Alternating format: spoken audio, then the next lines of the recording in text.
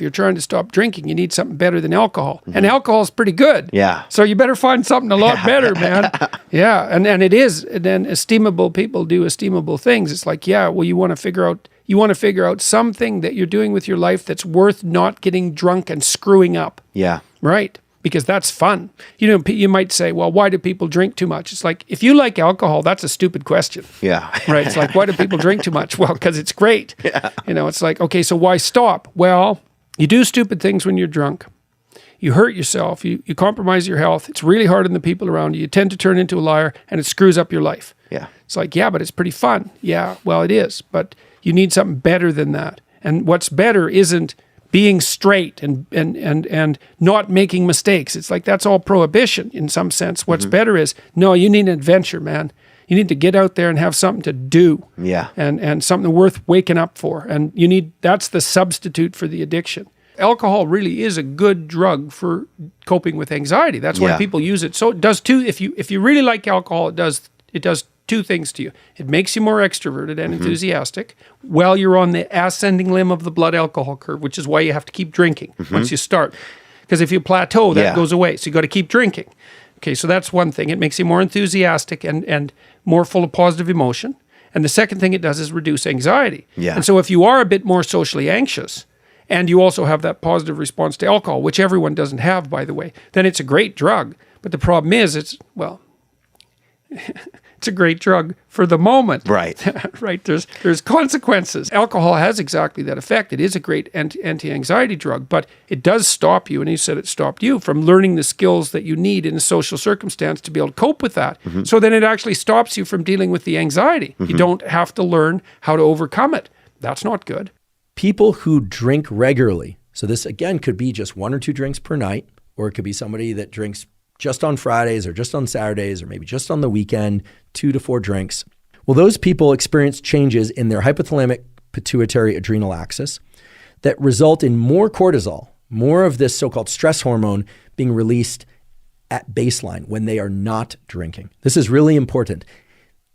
People who drink a bit, and when I say a bit, I don't mean 1 or 2 sips or even a glass of wine every once in a while. I mean, again, people that are maybe having 1 drink a night with dinner and maybe on the weekend a few more.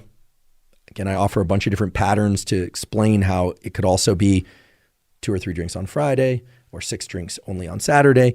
Well, all of those groups experience increases in cortisol release from their adrenal glands when they are not drinking. And as a consequence, they feel more stressed and more anxiety when they aren't drinking.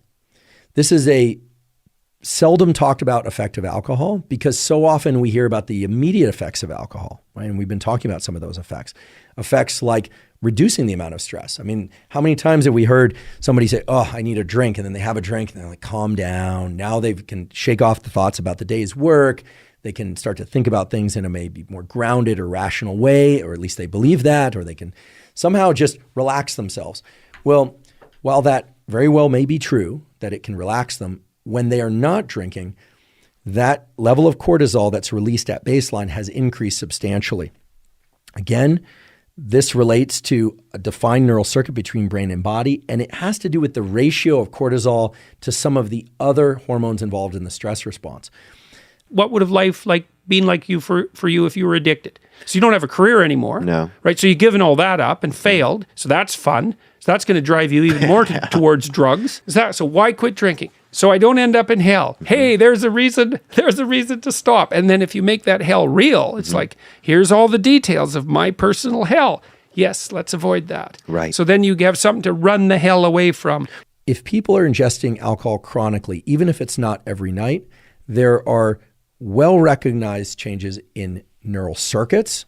There are well-recognized changes in neurochemistry within the brain, and there are well-recognized changes in the brain-to-body stress system that generally point in 3 directions.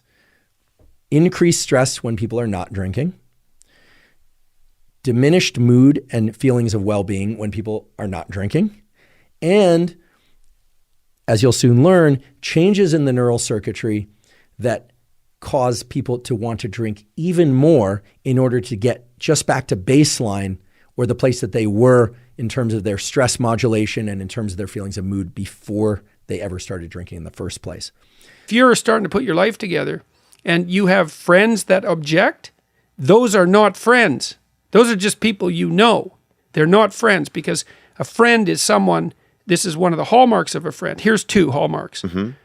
A friend is someone you can tell bad news to, and they won't tell you why you're an idiot, and they won't interfere with your suffering.